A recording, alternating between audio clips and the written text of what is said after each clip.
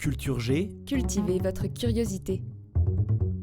Bonjour à tous, aujourd'hui nous allons découvrir le destin d'une femme d'exception. Pendant des siècles, les médecins étaient presque tous des hommes. En revanche, les accouchements étaient toujours pratiqués par des femmes. Généralement âgées, ces matrones n'avaient quasiment aucun savoir médical et obstétrical.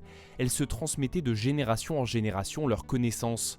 Résultat, beaucoup de mères mouraient en couche ou dans les semaines qui suivaient d'infections ou d'hémorragies. Une femme a consacré sa vie à changer cela.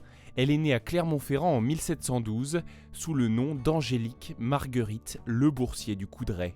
Retenez bien ce nom, il va entrer dans l'histoire. En 1737, la jeune Angélique se rend à Paris avec l'ambition d'étudier l'obstétrique à la maternité de Port-Royal. En 1739, elle décroche son brevet de sage-femme jurée, puis elle devient maîtresse sage-femme au Châtelet à Paris pendant 16 ans. Quelle carrière déjà pour une femme du XVIIIe siècle. Elle est vraiment très forte. Ouais. Adepte de la philosophie des Lumières, elle porte en elle un profond désir d'enseigner. En 1754, elle retourne dans son Auvergne natale et commence à donner des leçons gratuites aux femmes de sa province. Au début, Madame du Coudray essaye de transmettre les connaissances qu'elle a apprises à la maternité de Port-Royal. Mais cela ne fonctionne pas bien. La plupart de ses élèves ne savent ni lire ni écrire et ont l'habitude d'apprendre en pratiquant. Angélique décide alors de fabriquer un mannequin grandeur nature avec du bois, du carton, du tissu et du coton. Sa machine, comme elle l'appelle, reproduit le bassin d'une femme et le nourrisson et permet d'enseigner plus efficacement. C'est quand même très pratique. Grâce à cette invention, Madame du Coudray est encore connue dans le monde entier aujourd'hui comme une pionnière de la simulation dans le domaine de la santé. Son mannequin séduit tout le monde et l'Académie de chirurgie l'approuve officiellement en 1758. Enfin, je veux dire, validé quoi. Ah oui, absolument.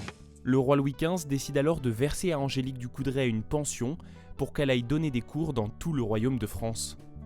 Pendant 25 ans, Madame du Coudray forme plus de 5000 femmes. Elle publie aussi un livre avec de nombreuses illustrations, abrégé de l'art des accouchements, et elle fait ouvrir des maisons de maternité dans plusieurs grandes villes de province. Quand je vous disais que le destin de cette femme était exceptionnel, vous voyez, je disais vrai, mais ce n'est pas fini. Ah bon ? Alors qu'elle s'apprête à fêter sa 75e année, 3/4 de siècle tout de même, la Révolution française éclate. Sa nièce, Madame Coutanceau, tente de convaincre l'Assemblée nationale de l'importance de la formation des sages-femmes et des maternités. Elle cite même le cas du célèbre marquis de Lafayette que Madame du Coudray a sauvé à la naissance lors d'un accouchement difficile. Mais tout cela, en vain. Avec la Révolution, l'État devient pauvre et les pensions ne sont plus versées.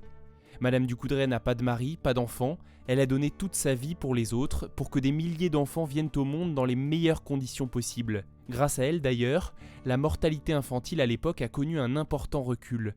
Malgré cela, c'est toute seule, chez sa nièce qui s'était absentée, qu'elle s'éteint le 17 avril 1794. Angélique Marguerite Le Boursier du Coudray fait partie des grandes femmes de notre histoire, et si elle mérite cette reconnaissance nationale, elle n'est pourtant jamais entrée au Panthéon. Merci d'avoir écouté cet épisode, n'hésitez pas à le partager sur les réseaux sociaux avec le hashtag Coudray au Panthéon, et peut-être si on est assez nombreux, elle pourrait devenir la 6e immortelle à recevoir cet honneur de la République française.